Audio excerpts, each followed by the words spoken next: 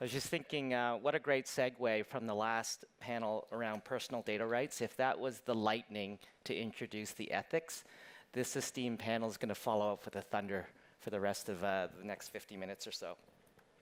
So welcome to this session around the ethics of ethical use of data. There's been an increasing criticality in the data in our new economy. And we're at a time where the protection of consumer rights is balanced with the rapid pace of technology and innovation. And at that intersection is really around the conversation of the ethical use of data.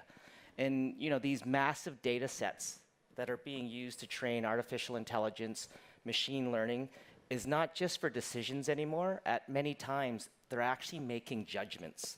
And when I think of innovation, I think of Elon. And Elon's been quoted, "I think the danger of artificial intelligence is much greater than the danger of nuclear warheads by a lot." And it bodes questions such as, if an autonomous vehicle is coming at you, does it see me and will it stop? Will artificial intelligence in an emergency room make the right decisions of life and death on my family? And similarly, can I trust AI to make a fair decision on my home loan? And our panel today is going to explore and discuss the ethics of how data is actually stored, shared, and managed. And the IIF always thoughtfully curates, great panels. So thank you. And today is no exception. We're going to have a composition or a great representation from insurance, banking, I'd say tech fins, one of the original tech fins, as well as government agencies. So thank you, Brad and IIF. And we'll take the next 45 minutes or so and really explore and discuss around 4 areas. One around data, consumer protection, artificial intelligence and machine learning. And if I do my job right and manage the time, we'll have an opportunity to discuss, is there an opportunity to recalibrate and revisit legal areas, regulatory areas, supervision around this changing dynamics around ethics around data? So let's just jump into the data area. And let's try to frame what we really mean by bias. Jaakko, can you help us baseline the issues around bias and how it's being addressed today? Okay, thank you, Michael. I think the important point is the concept of bias or discrimination is not new. It's very much part of the construct of the human ego. We've seen it for thousands of years. It's very evident in politics and populism today. I think what is different, however, with AI and machine learning is that you can rapidly scale that and influence decisions on a massive level. So if we look at bias, I think it's important also to look at business models. I don't want to go into that in detail, but specifically in banking, we use models to discriminate purposely because we want to understand good risk from bad risk. The issue with bias, however, is if that discrimination starts becoming unfair. And I think that's what one needs to focus on from an ethical perspective. If you look at bias, there are basically 2 components that are most dominant. The one is bias in your data set, and the second one is your algorithmic bias. So to give you some examples on the data set, if you recruit from a population where the data set represents, for example, white females, it is most likely that the outcome of that model will be biased and towards the population and discriminate against any candidates that doesn't fit that profile. If you look at the algorithm, on the algorithm side, I think a good example there would be an algorithm that specifically focuses on profitability instead of, for example, repayment ability of a particular customer. That will likely give you a worse credit profile outcome than what you desire.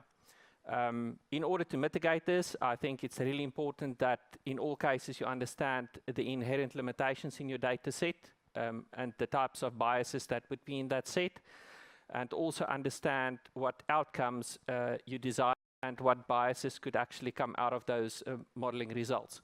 And I think basic principle to apply is that there needs to be really good governance in all of these machine learning and AI models. you do need periodic human intervention to actually test and sense check what you're doing. Thank you, Jakob.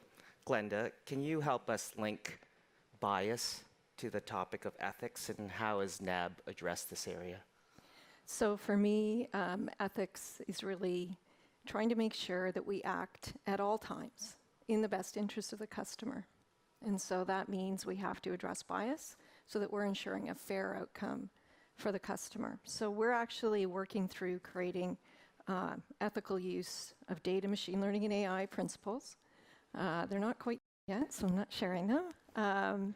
But we're basically trying to come up with some very clear statements for our team that says this is what we will do and this is what we will not do. And but then part of those principles is to address things like bias. The other way then that we look at managing or identifying bias is you have to actually have, to Jako's point, the right governance. And so part of our process now is if you're going to start building a machine learning model, we actually do a peer challenge first. And so this is where the diversity of your data science team is a big plus, because different data scientists with different backgrounds will come at it from different angles. So we look to first identify where there could be potentials for bias, and then we look to manage those. So if it's algorithmic bias, do we do different types of approaches and methods? If it's data, so if it's sample or prejudice, do we actually use different approaches to create the training data sets? Got it. And just with the handoff from the last panel, the term governance. Can you give some examples around governance around your analytic labs? Yep. So we've just built a new advanced analytics capability in the cloud. And so when a data scientist decides they want to build a model and they want to use this new platform, they need to go through some governance, which includes answering questions around ethics and around privacy. When we provision the data lab, the lab is provisioned to those data scientists. We then provision the data for that use case. So while it's important to understand the access rights of the data scientists, we're actually more concerned about providing the right data for that use. And so you're not going to get more data than you need.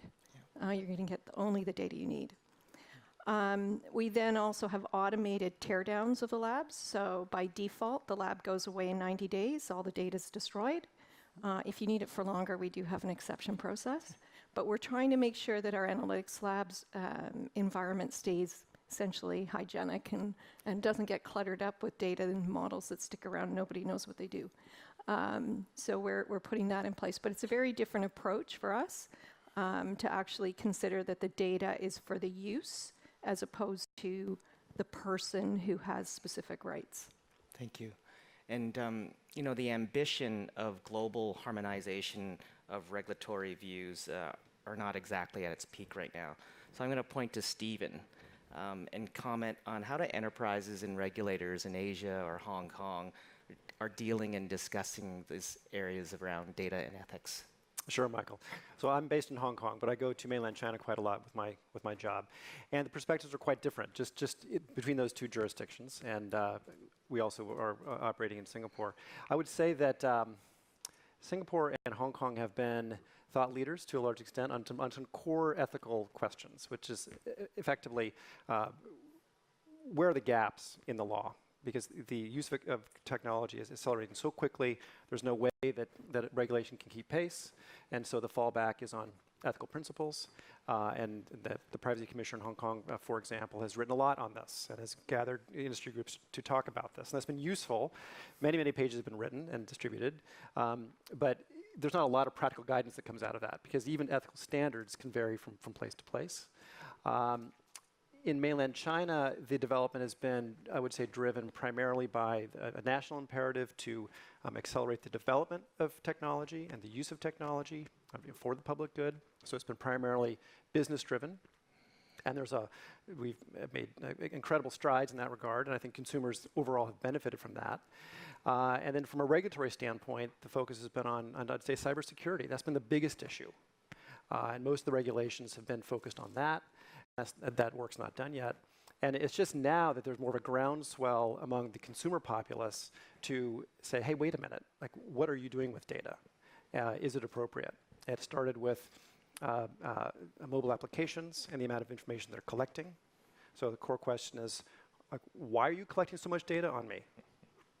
And companies like ours and others having to have a good answer for that. And that's moving on to broader questions of how we use data. I mean, these are all basic questions that you've addressed in other jurisdictions already, but these are now at the forefront. Can we use data in one part of the business for something else, for cross-marketing? You know, can we take data from the health side of the business and use it in the insurance side? I mean, these are core questions, and regulations will certainly catch up in that regard. And in the interim, you know, we are really having to think carefully about what our customers expect, what our shareholders expect, because we now take our ESG obligations quite seriously. And what are we anticipating that the regulators will require of us? And I think that's the key, is that we sort of know that we're going to be judged in hindsight eventually. So it's useful for us to look at other jurisdictions, see how thoughtful people have considered these issues, because the considerations are quite similar. Take best practices from other jurisdictions and apply them in our home market. So these are kind of the core issues we're dealing with. And I guess we'll talk about AI in China later on, but these, to answer your question, there are some differences. Absolutely, because it's seldom black or white, yes or no. It's really open to both interpretation, depending on the risk profile of your organization, but also, to your point, it's shifting all the time and you're learning from each other. In my preparations for this panel, I did a lot of reading and watched a lot of videos, and there was one particular TED Talk, and the individual said, data ownership is utterly meaningless. It's the insights that are valuable coming out from it. So, Melissa, from your point of view, how does Visa look into the concept of data ownership? Yeah, this is a great question, and as you can imagine, given where we sit in the payments ecosystem, we work with an awful lot of different groups who all think that the same data they own. You know, merchants certainly think that they own that data because they're why the transaction happened, and issuers think that they own that data because it's their customer, and customers are very clear that they own the data, like that they are the ones that absolutely own the data. And so we don't, like your TED Talk author, we don't tend to focus so much on data ownership. We focus on data use and making sure that that data use ultimately we can tie back to benefits a consumer, right? Like that at the end of the day, a little bit along the lines of what Glenda was saying, you know, can we point to quite specifically how what we are doing with the data ultimately is in the service of a consumer benefiting from that, and we use that sort of as our true north, as opposed to being focused on other things. Thank you. And you know, timely with all the discussions around like the big digital giants. Jaco, what are your thoughts in terms of how does one in an enterprise balance the ethical use of data compared to the monetization of data? Because they're potentially polarizing opposites at times. Yeah, I think that's a very interesting topic. So if you look at tech companies, they tend to provide the service for free in exchange for data.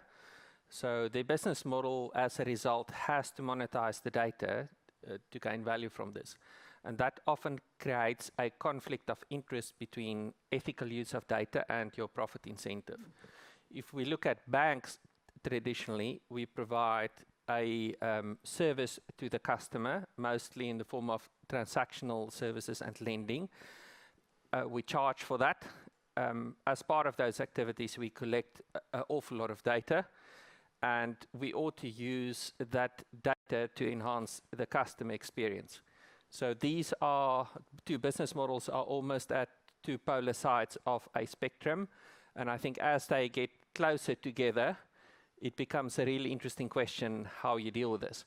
I think there's probably three domains you need to look at. The one is what's legally possible. The second one is what's technically possible. And then thirdly, what business wants to do. And if you look at ethical use, it's somewhere in between, probably a smaller domain of those other three. What makes ethical use quite difficult is that the mere concept of ethical use by itself is really difficult to define. It's like the spectrum of temperature. It's quite easy to define when you would freeze to death or burn to death. It's much more difficult to define exactly where hot and cold starts and ends, and even more difficult to try and harmonize the opinions of different people who perceive it differently. And I think probably one of the more useful practices that one can employ is to look at a risk rating matrix to basically stratify the different practices, similar to what we do for client desirability, which is also quite difficult to define. And that will at least enable focus on those practices where you run significant reputational risk. Because I believe at the end of the day, as a bank who is trusted, the reputational risk lens is probably the most important one to apply as far as ethical use of data is concerned. And I think from a consumer perspective, their expectations of organizations are also changing every day. And one of the insights I got from a roundtable yesterday was there's almost this unwritten contract of trust when you think about lawyers, doctors, and banks based on history. So the expectations of consumers are always shifting as well, which is a great segue to move towards the consumer kind of theme. The Consumer Financial Protection Bureau is obviously a government agency to ensure banks, lenders, and other financial institutions treat customers fairly. So Paul, can you share some of the views of the CFPB with recent policies around innovation of data protection? Thank you, Michael. Absolutely, and you're right. One of the purposes of the Bureau is fairness, but what's interesting is that Congress laid out 4 purposes for us: fairness, transparency, competition, and consumer access. These are the market characteristics that Congress wanted to see in the markets for consumer financial services. That's why we exist, to promote those characteristics. And I think the interplay between data and those characteristics is very complex. So probably the first instance that you would think of for a government agency would be enforcement actions. So for example, we had a settlement recently with Equifax over a breach that I'm sure everyone in this room is familiar with. And that was pursuant to our UDAP authority, unfair, deceptive, and abusive acts and practices. And a common allegation when those statutes are used on data breaches is either that the data security practices were described incorrectly in a way that's deceptive, or maybe there was something inherently unfair about those practices. Either way, that means of treating data was unfair, violating one of the mandates that we're intended to pursue. So that's why we go after it. But if you look at other uses of data, I think you can see that they're making the markets potentially more fair, more competitive, and providing additional access. The Bureau's Fair Lending Director and I recently wrote a summary of a no-action letter that the Bureau issued to a company that was using educational and employment data in a model to underwrite loans. And those are 2 categories of data where I think many of us would say, well, that raises some concerns. We think there may be some bias associated with education, maybe some bias associated with employment. If you use that for underwriting, that could potentially be problematic. But what we found for this particular model as these elements were used was that more loans were being approved, about 25% more, that the APR was going down about 16%. So here's an example of data making markets more competitive and providing access. So based on the complex interplay, we've really focused on outcomes. It's so hard to understand on the front end what the consequences will be.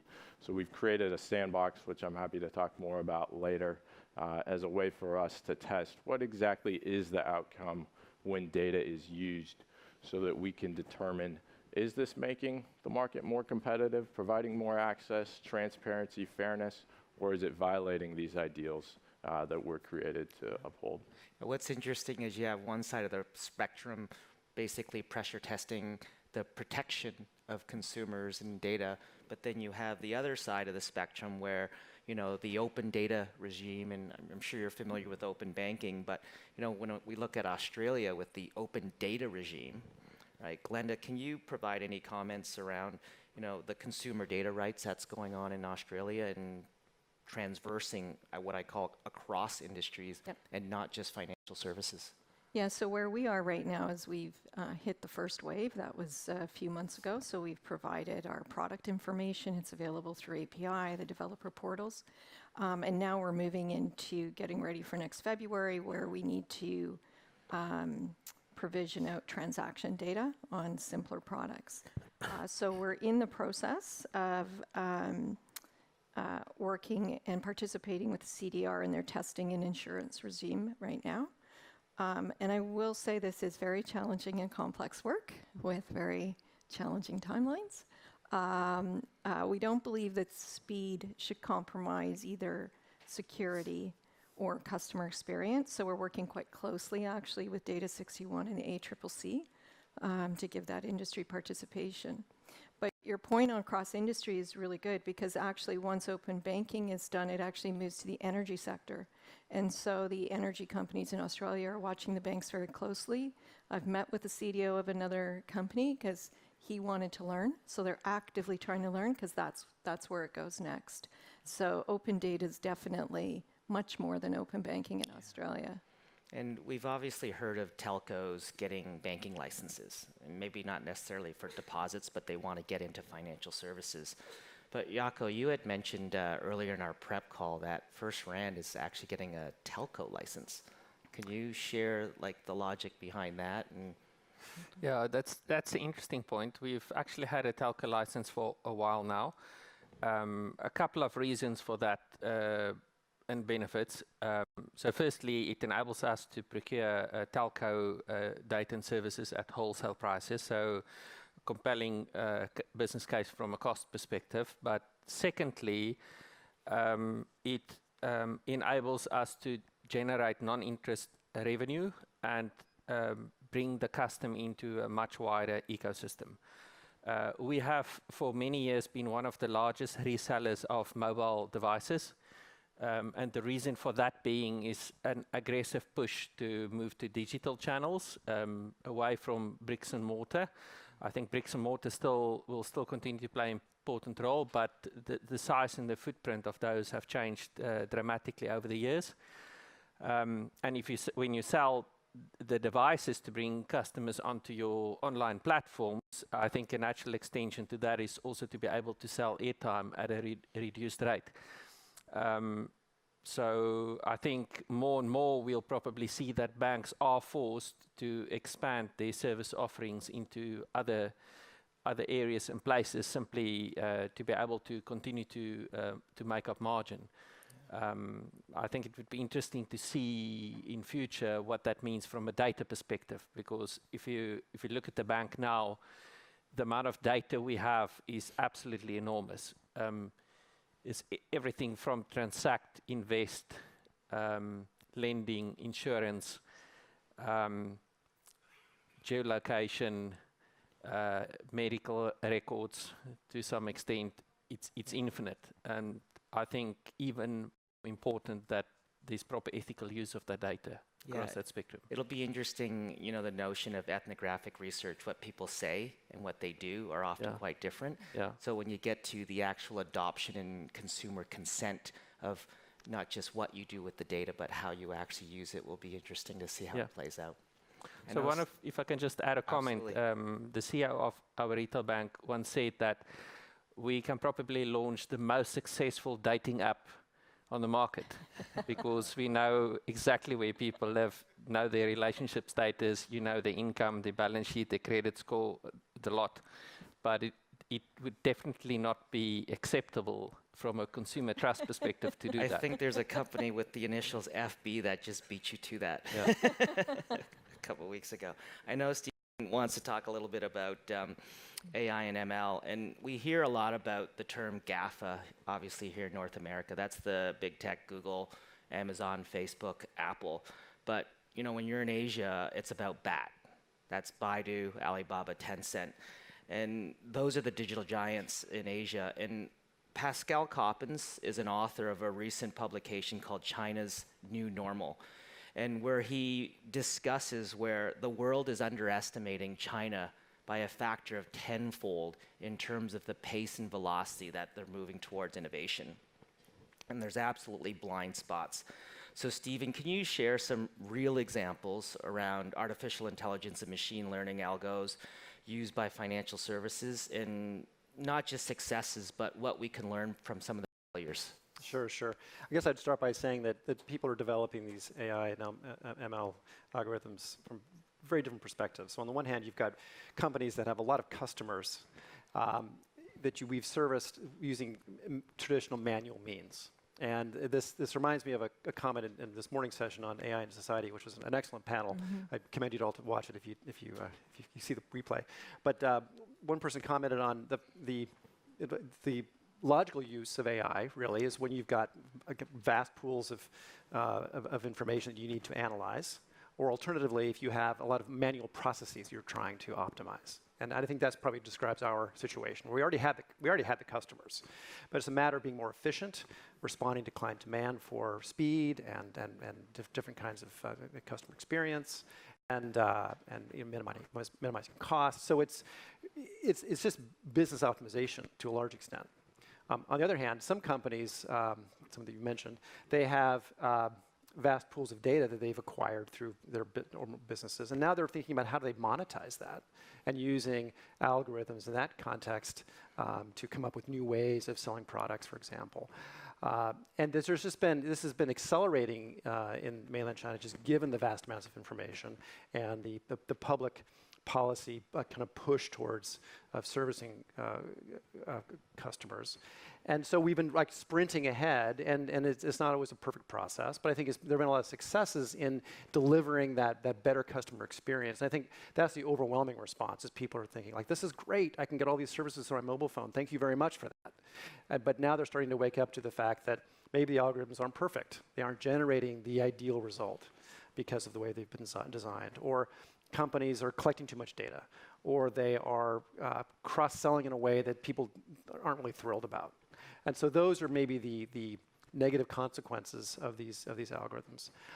So how do we correct for that? Well, we have to spend a lot more time looking at these algorithms, not letting them kind of run kind of unchecked, but tending to them as if we're a gardener, kind of constantly observing what they do and testing them and modifying them, and so we're devoting more resources in that regard. And I think that's been a positive. But ultimately, when we're judged, I want to come back to Paul, if I may, with a question. Absolutely. It relates to the point I made before about ethics filling in the legal gap, and this reflects my role as a lawyer in the organization. When we're being judged by an ethical standard, and you mentioned fairness and you mentioned bias, I guess the question is, do those ultimately tie back to legal standards that have been around for a long time? Or is it really a moving target? And how do we as companies deal with this? Right, yeah, that's a great question. So what I was referring to in those broad terms are the purposes, sort of the aspirational language at the beginning of our authorizing statute. And of course, there's a lot of more granular content around what exactly that means. So there's the Equal Credit Opportunity Act, which defines discrimination. We have Reg B, which gives an even more in-depth discussion of what discrimination looks like. So no, it's not just the overall concept of, this feels unfair. Even the word unfair in our statute has a very precise definition that was borrowed from the FTC and incorporated into Title X. So I don't know if this was the sort of impetus behind your and your that's question, helpful, but, because I think companies at the end of the day, they need certainty. If they're going to make decisions, they need to know what is the standard. And maybe that's defined by statute, maybe it's defined by consumer expectations, but we need to pin it to something. Offer just an alternate point of view, Please. Which is, I think in the last panel they talked about the regulatory standard is not the top of the bar, it's the bottom of the bar.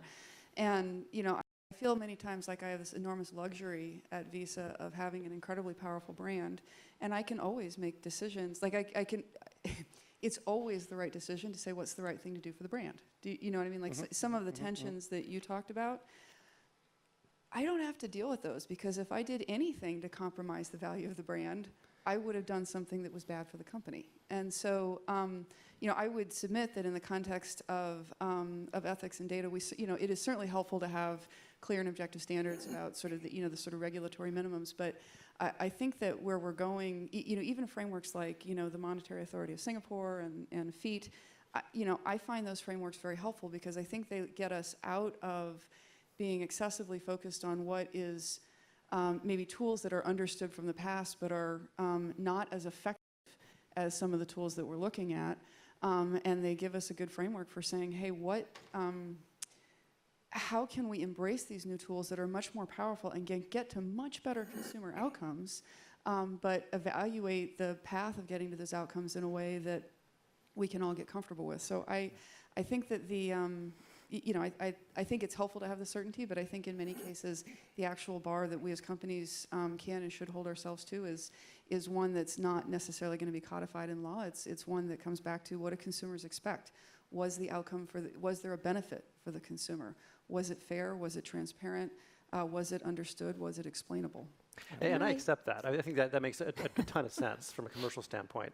But I guess, how do you measure that? So is it just your hotline with consumer complaints? Are you doing surveys? I mean, what is it? It's a great question. And I think every company does this a different way. So we have, Glenda talked about data principles. We actually have data principles. They're inwardly focused. They're written for us, about us, right? So they're not necessarily things that we publish, but we use them to consider all new data uses. And actually, all new data uses go through a cross-functional group of senior executives. I sit on that group, so I see firsthand how we operate with it, and we just basically look at every case and we say, hey, are we comfortable? I mean, the brand is one of the things we consider. The impact on merchants is one of the things that we consider. The impact on our issuers is one of the things we consider. Consumer benefit is one of the things that we consider. Consumer privacy is one of the things we consider. And so I think that different companies are going to implement this in different ways. We have elected to take an approach where, built into our product development processes, before we do new things, we make sure that an adequately senior level of cross-functional folks, which includes regulatory folks, right, looks at the use case and says, hey, are we really comfortable with what that's going to say about us as a company? Or are we happy with that outcome? So, and if I Can could I just say, from a regulator's perspective, this exchange here, where you all are competing on providing the best messaging and customer experience on data security and ethics, is absolutely fantastic. So as I said before, we want to have clarity about what the floor is, but let's not assume that the floor is not the optimal scenario. And as a regulator, we can't write a rule that says you have to provide best-in-class data security practices. That rule doesn't even make any sense. What we need are companies like you folks up here staying up at night worrying that somebody else is going to communicate a better message to the consumer. That is a phenomenal force for good. That is why competition is in our purposes, because competition is a strong force for consumer protection. But if I could just echo what you said, to me, ethics, it's the should we, right? The legal is the can we, the technical is the can we.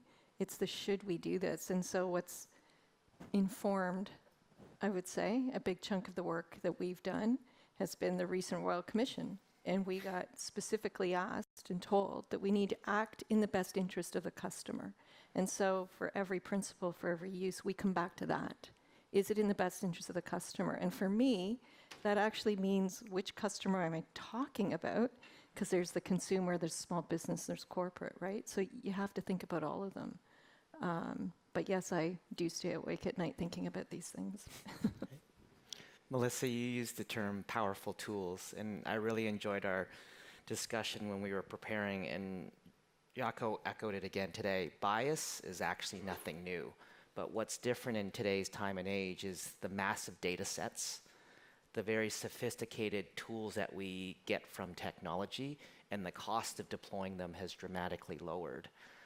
How has Visa leveraged these disruptive movements in terms of how they're looking at artificial intelligence and machine learning? Yeah, so we make prolific use of machine learning and artificial intelligence. We sometimes have people come in from, for instance, model governance and model governance functions from other companies, and they're like, wow, like almost all of your models are they're not traditional logistic regression. I mean, we're sort of opening bid as a gradient boosted tree, and we're just getting more complex from there. So we do make prolific use of this, but I think that as we really focus on outcomes, right? So what is the outcome of the model? Not only was the model more powerful in terms of discriminating different types of behavior, but we use in some ways sort of very traditional tools and approaches.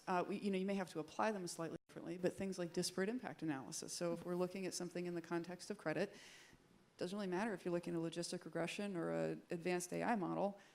We just look at what came out of the other end of the model, like what running models in parallel or in shadow mode, so that we see what the outcome of the model would be before it's actually making live decisions.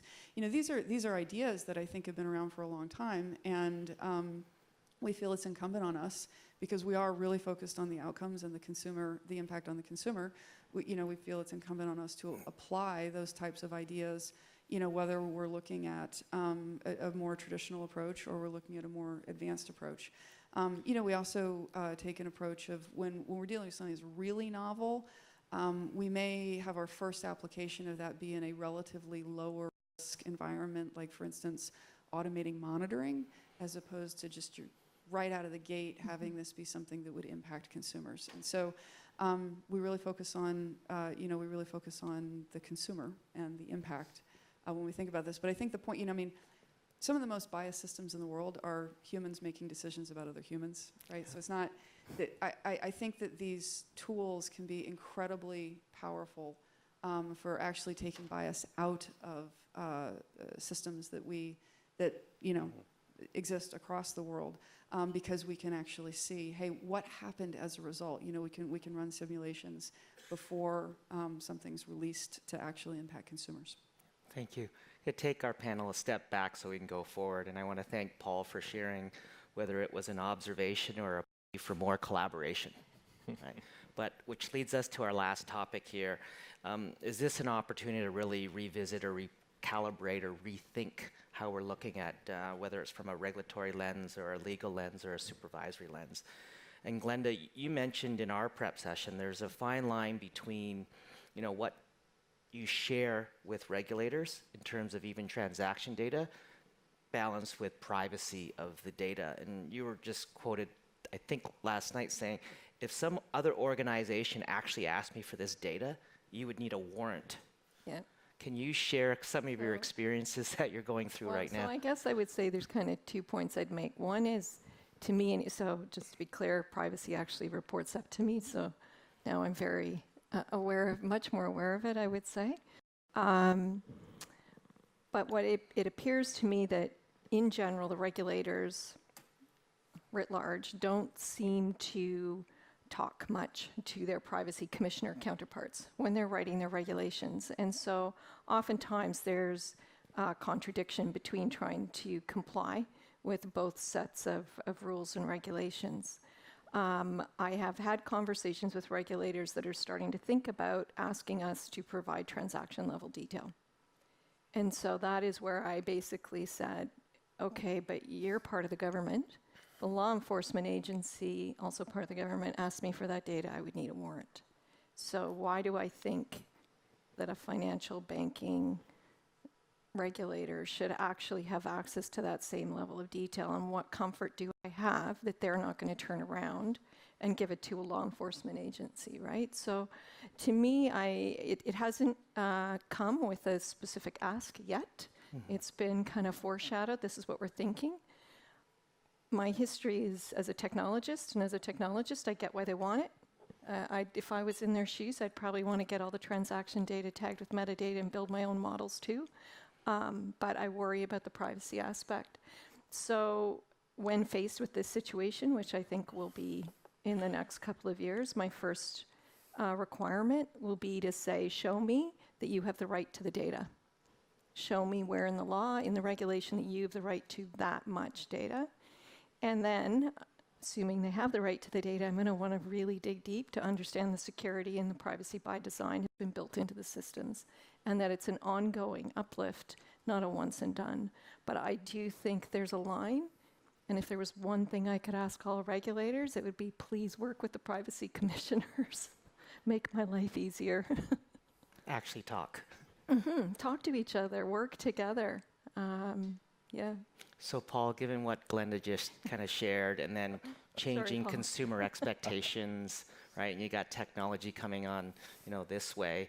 How has the CFPB changed in recent times to adapt and adjust while remaining true to your purpose of protecting the consumer? Well, I'll give you one example that relates directly to what was just discussed, which is that we've launched a request for information about tech sprints. And if you read that RFI, you will see that we're asking for privacy-enhancing techniques.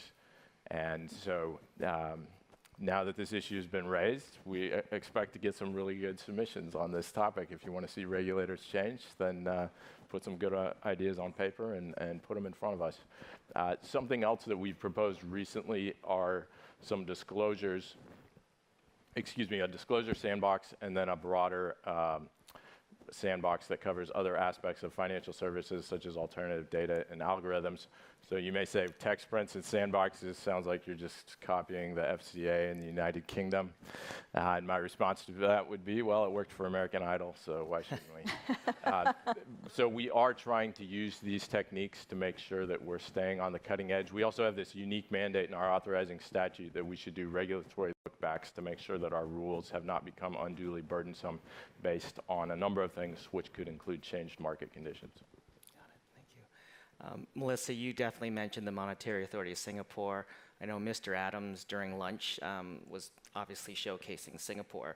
And next month, the Singapore FinTech Festival is going to attract probably over 30,000 participants, ranging from C-suites to head of states to what I call FinTech petting zoos. So there's a lot of activity there. But one common theme that I really see the MAS advance is the area of financial inclusion. And one of the challenges of financial inclusion is figuring out actually, do you have a history of financial health and financial data or lack thereof, whether they're unbanked or underbanked. And again, during our discussion, this was an area where I think you were quite passionate about an alternative means of figuring out the risk modeling without that financial health data. What has Visa worked within in the changes of all the regulatory regimes in this area? Yeah, so just to start with, Visa's vision is to be the best way to pay and be paid everywhere for everyone. It's about as inclusive as you can get. And so our interest in financial inclusion goes well beyond what we do in the context of data, and I'm not going to go through all of it here, but we, I think that the regulatory frameworks, even when we get things like FEAT, that aren't necessarily a regulation, but they are a framework, are, from my perspective, very helpful for financial inclusion for two reasons. The first one is, insofar as they give us, companies broadly, a way to think about how do I evaluate new technologies, new approaches, I think it makes it easier to adopt them. And I think that those new technologies and approaches can significantly lower the cost of underwriting. And I think the cost of underwriting has in many cases been a barrier to financial inclusion. And so I think lowering that cost is a good thing, and getting people off of like, well, I'm just going to use what's familiar because everybody knows about it, what's expensive and not inclusive, and towards I'm going to use something new that is inclusive, and I'm going to be confident that I and my regulator are going to be on the same page that this is a good thing because we've got a good framework, is a good thing. And I think the second thing that I really like about frameworks like that is they, again, they just get everybody focused on outcomes. And at the end of the day, financial inclusion, a little bit like your regulatory look back, I think it's important to say, like, was there more financial inclusion because of the thing that we did? And was that financial inclusion a good thing? Did the people who were included, did they get a fair price? Did the incremental flexibility that came with additional access to credit, for instance, was that a good thing, or did it overwhelm them? And so I think that I think the focus on outcomes is something that is super important. And again, those regulatory frameworks are super helpful for that. And we are, as I mentioned before, we're doing a lot of work in how we can use transaction data to include more people in the financial system, particularly in places where there are not robust things like robust credit bureaus and so on and so forth, because we think that that's it's good for the consumers and it's good for the world. Well, with that happy thought, I feel very privileged and lucky to have such insight from our panel. Thank you very much. Thank you.